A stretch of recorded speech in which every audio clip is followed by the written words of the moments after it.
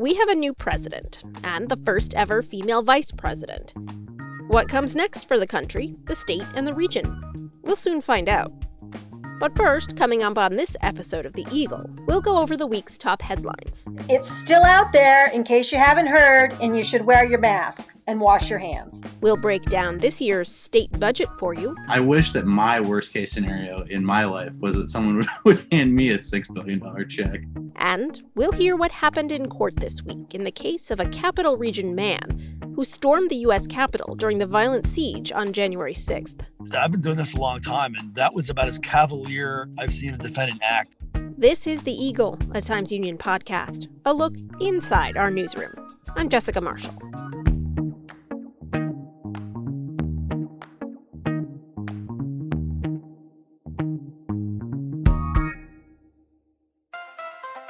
If you're enjoying this podcast, take advantage of all the Times Union has to offer and support our efforts to bring in you award-winning journalism by becoming a Times Union member today. Go to timesunion.com/subscribe.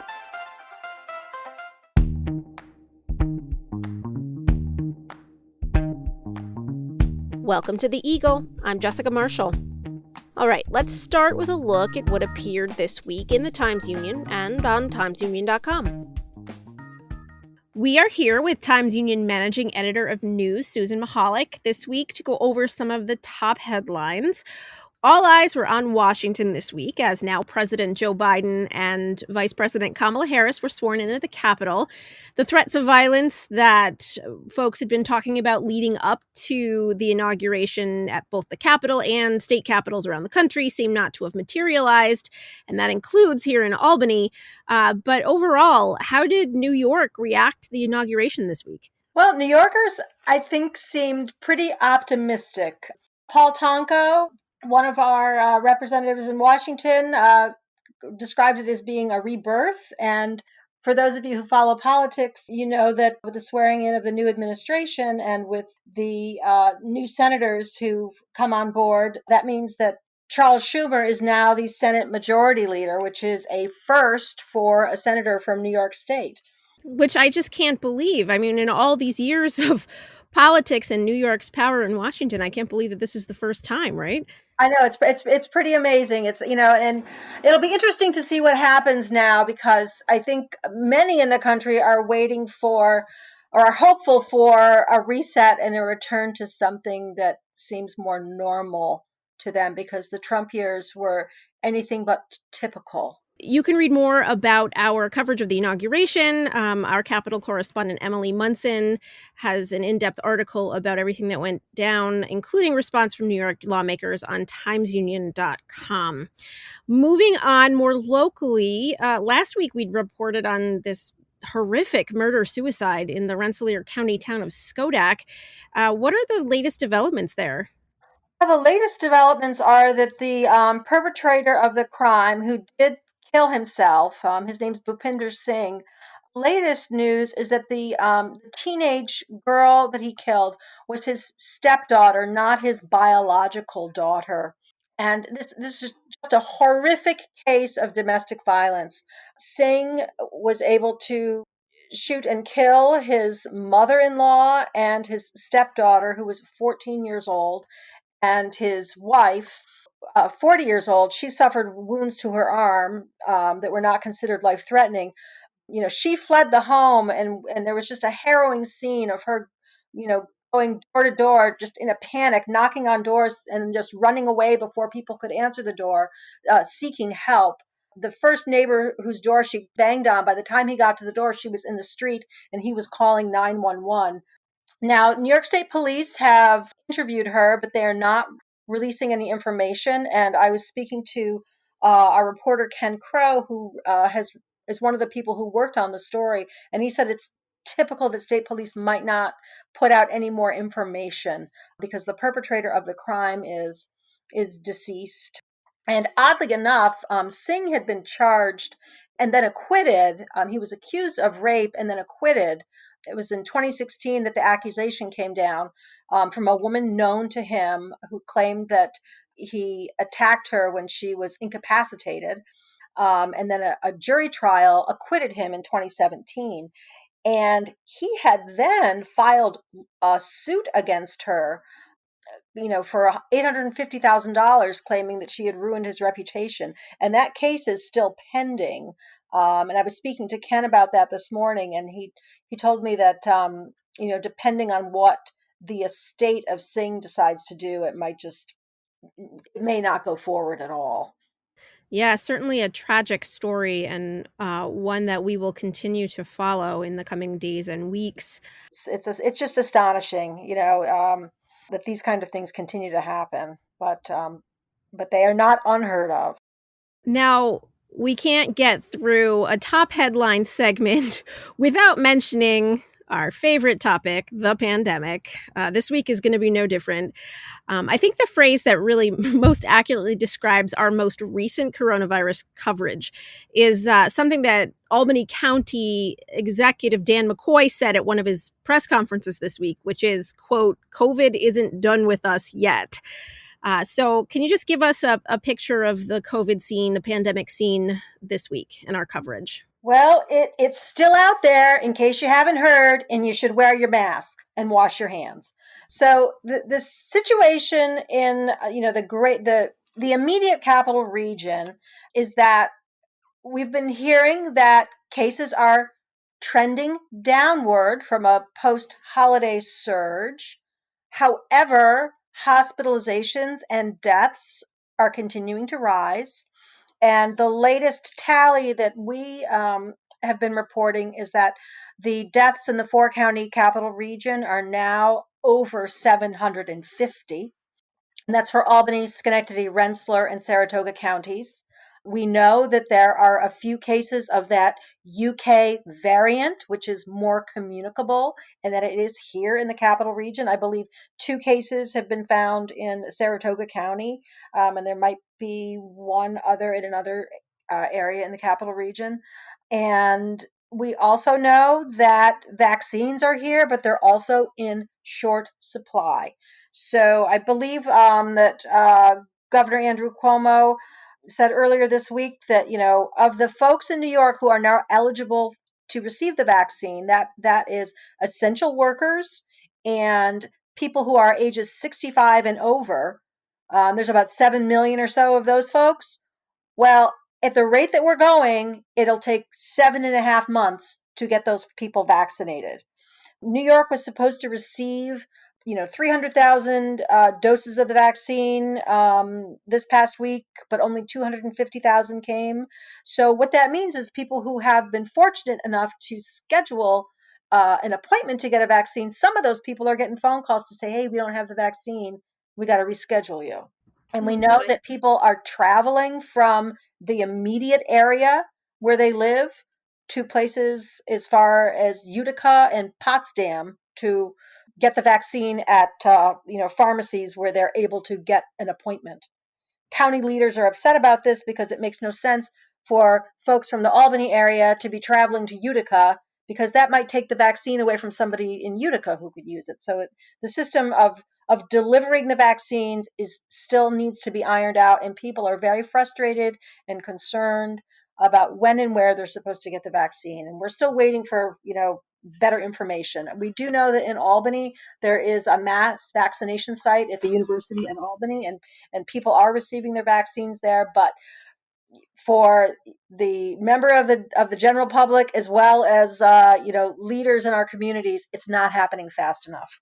Indeed. And you can, again, read our ongoing coverage of all of what you just mentioned at timesunion.com. Susan, thank you so much for joining me this week. Thanks, Jess. It was my pleasure.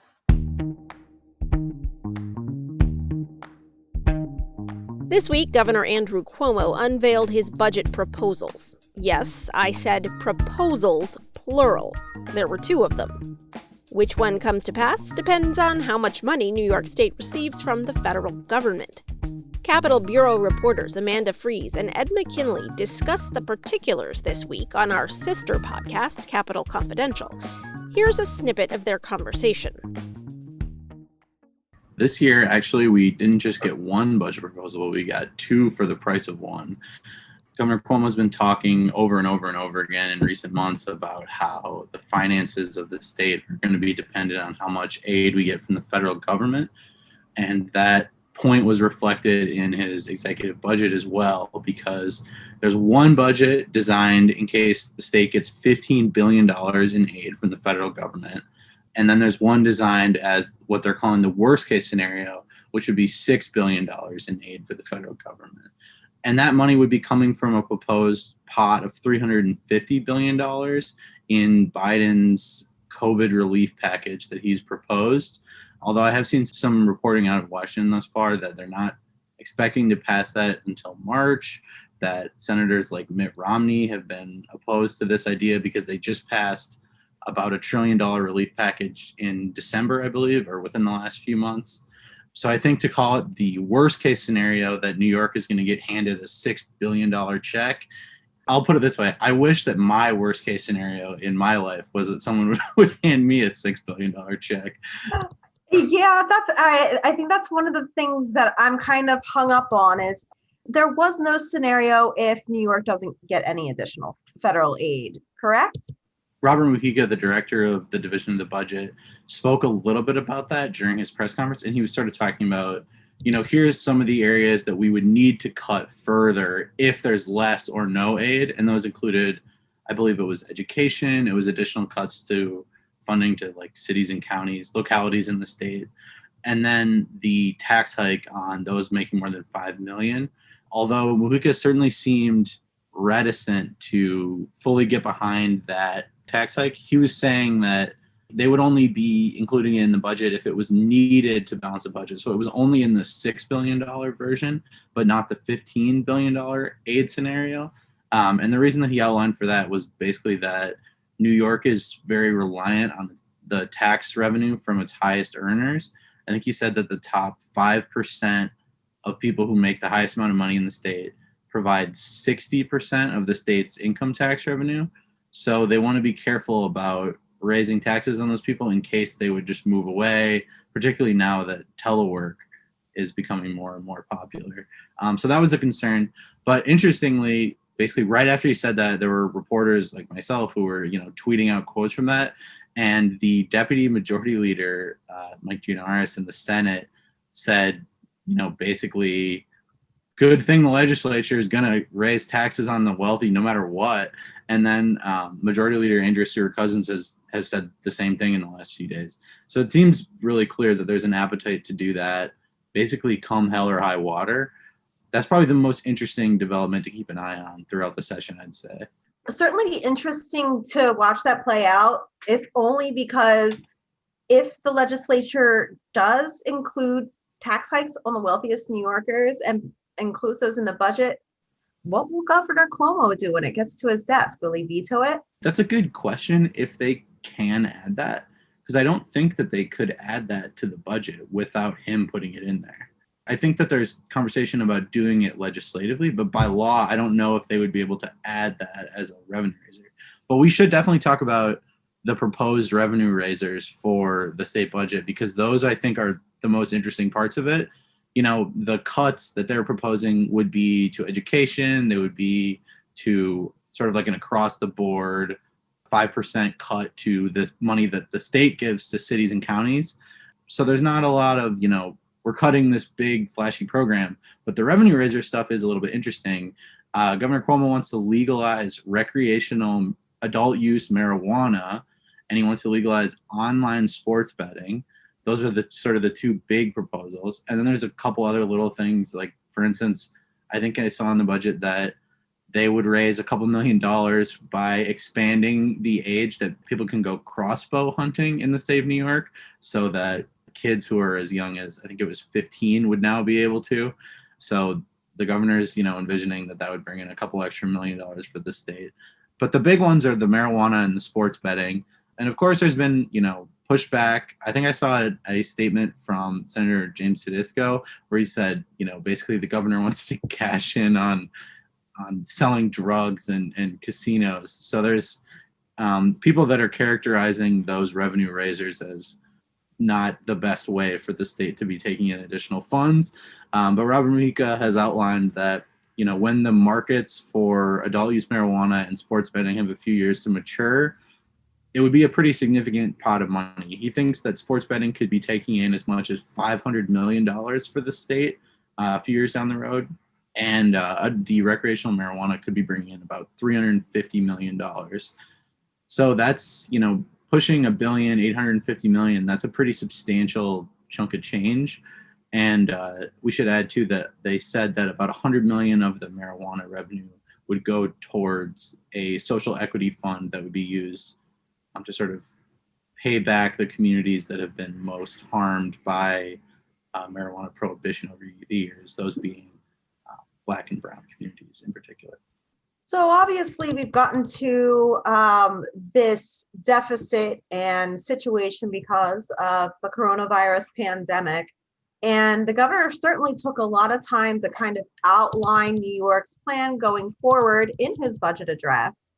Within the budget, what aspects are being funded specifically that address the pandemic or respond to implications from the pandemic? The state is already getting a significant amount of money from the federal government as part of the coronavirus relief fund that was passed last year. A lot of that is going toward Medicaid. There was some that was going to education, and then vaccine distribution is getting some too. So the money that Cuomo is asking for from the federal government is in addition to the aid and the emergency funding that New York is already expecting or hoping to receive from the federal government. He's basically asking for cash to just help us out. So not only just the direct price of the COVID, much like if there were a hurricane, you might say, okay, give us emergency funds so that we can build back the things that were directly harmed. But COVID has also led to people leaving the state, to economic fallout that has led to less money in tax receipts.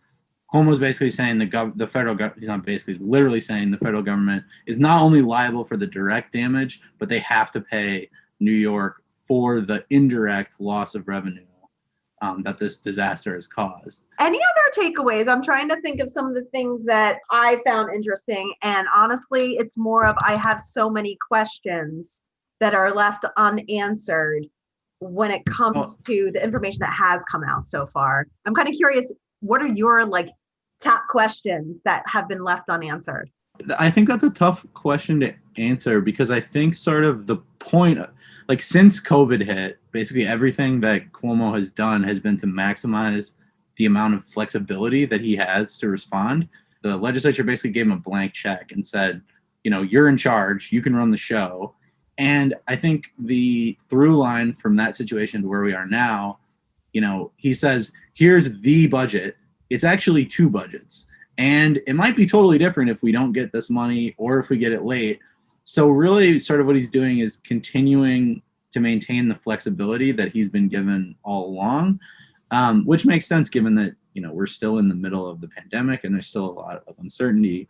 But the big takeaway, there's a picture or a graph in the budget document where he outlines the differences between the $15 billion aid scenario and the $6 billion aid scenario.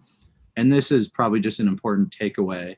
He lists the cuts that are included in the $6 billion aid scenario that would be avoided under the $15 billion aid scenario.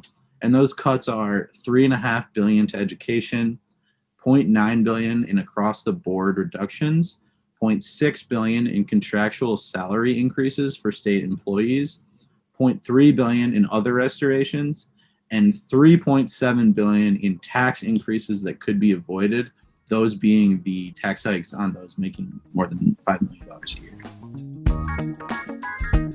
After the break, the Capital Region man caught on social media breaking into the U.S. Capitol earlier this month makes an appearance in court.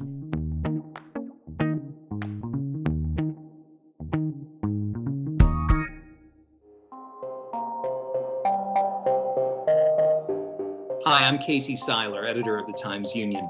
Join us for an ongoing discussion on major developments in the saga of Keith Raniere, co-founder of NXIVM, the shadowy upstate New York organization at the center of the explosive federal investigation that resulted in his conviction on charges of extortion, sex trafficking, and more. We talk to former members of NXIVM, discuss the latest news, and preview the likely next twists in this bizarre and disturbing story. You can find NXIVM on Trial at timesunion.com or wherever you listen to podcasts.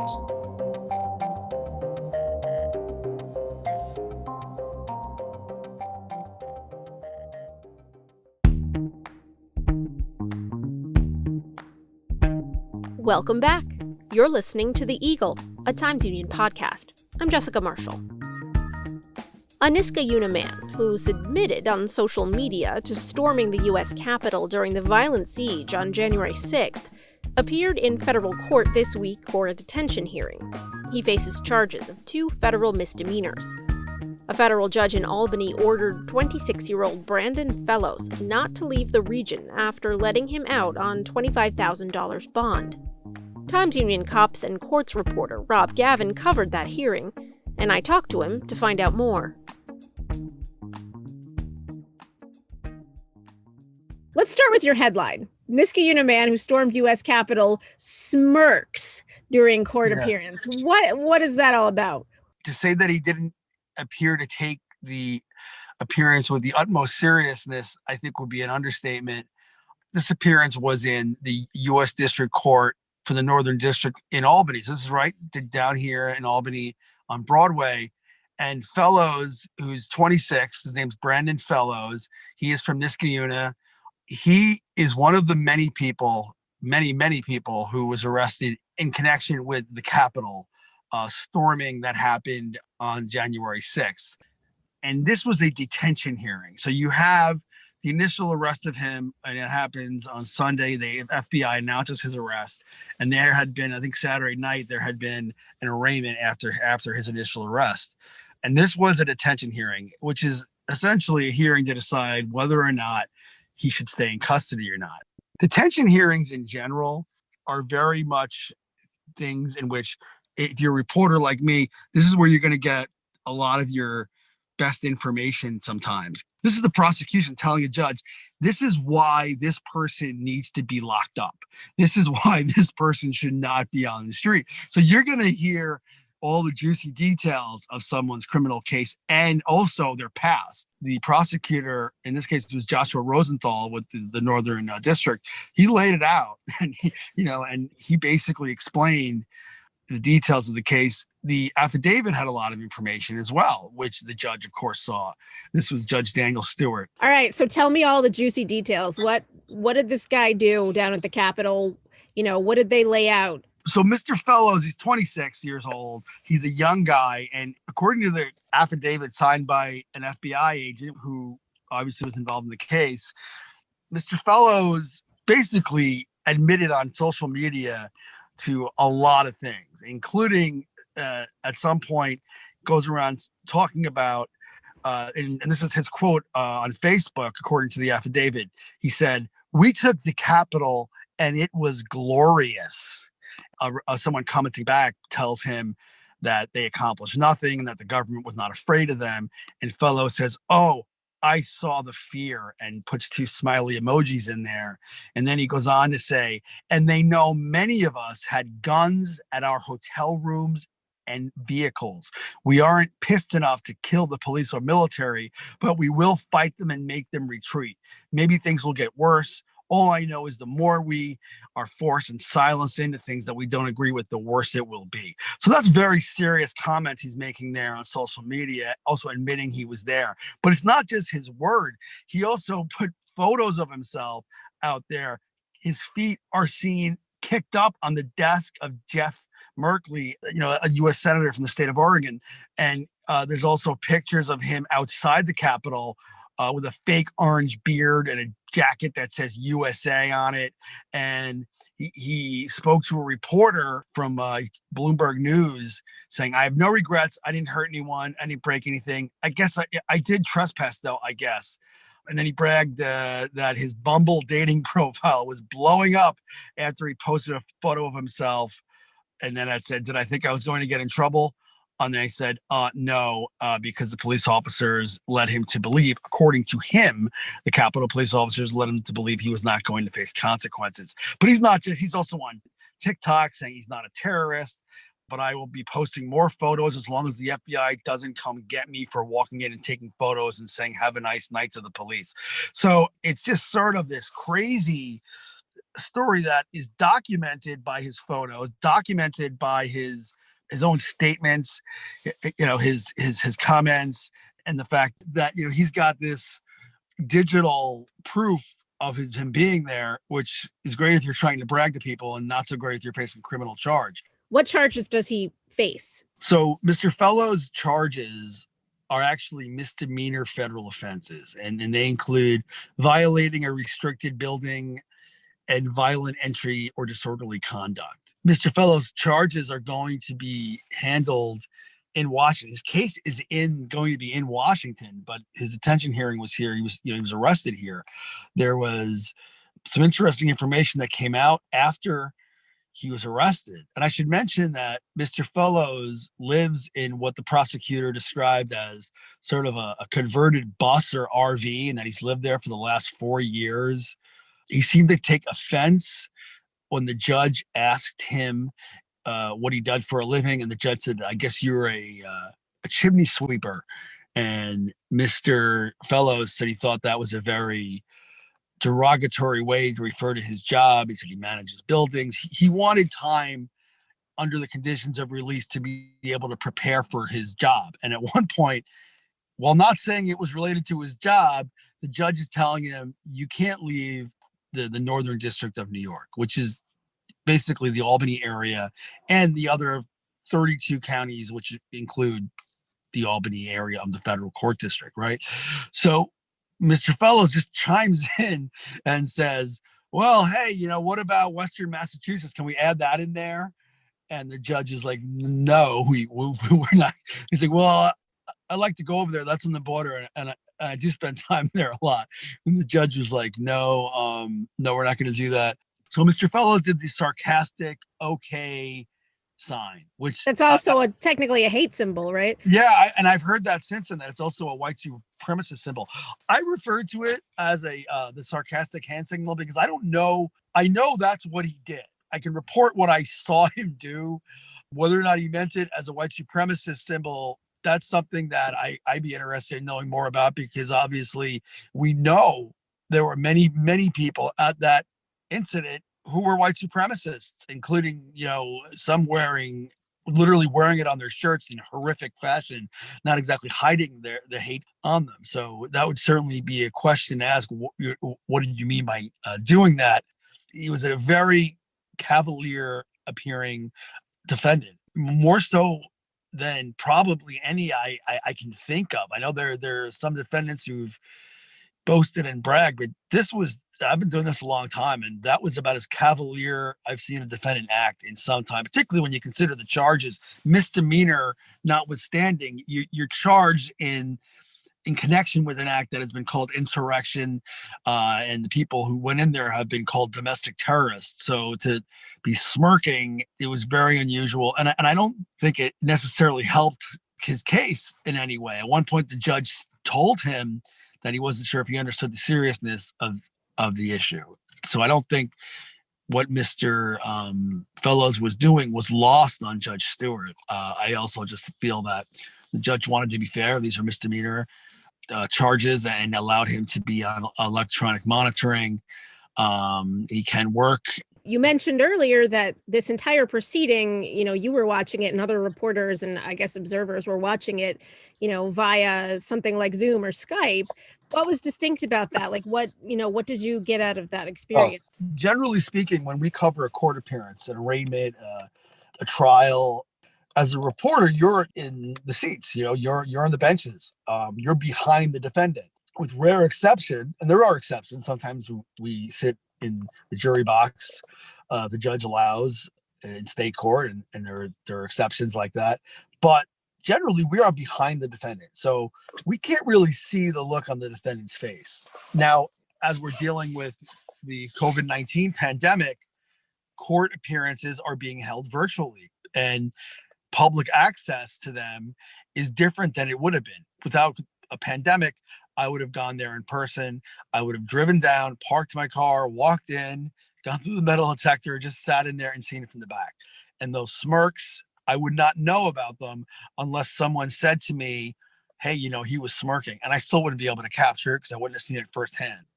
Watching this as a virtual appearance, our view of the defendant, the judge, and the parties, including the defense attorney and the prosecutor, we're watching them from the front. We're seeing them from the front. The parties are all probably in their own homes or offices. In this case, Mr. Fellows was in the Rensselaer County Jail. My view of Mr. Fellows was from the front. Because of that, I was able to see his facial expressions.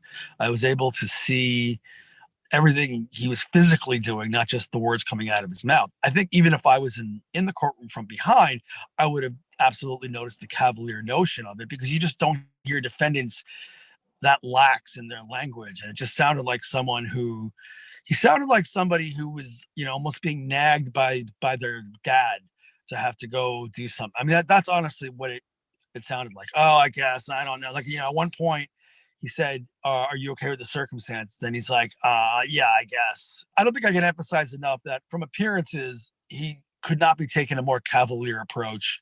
So what's next for him? The next step is going to be, they're going to probably they will put this on a calendar, and this case will be transferred to Washington. That's where it is.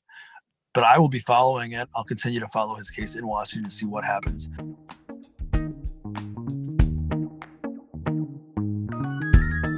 That's it for this week. I'm Jessica Marshall. We'll be back next week with another look inside the newsroom here at the Times-Union. In the meantime, check us out on Facebook, Twitter, YouTube, and Instagram, or head over to timesunion.com for the latest news and features. The Eagle is a production of the Albany Times-Union. It's produced and edited by me, Jessica Marshall, with help from the Times-Union digital team and the newsroom.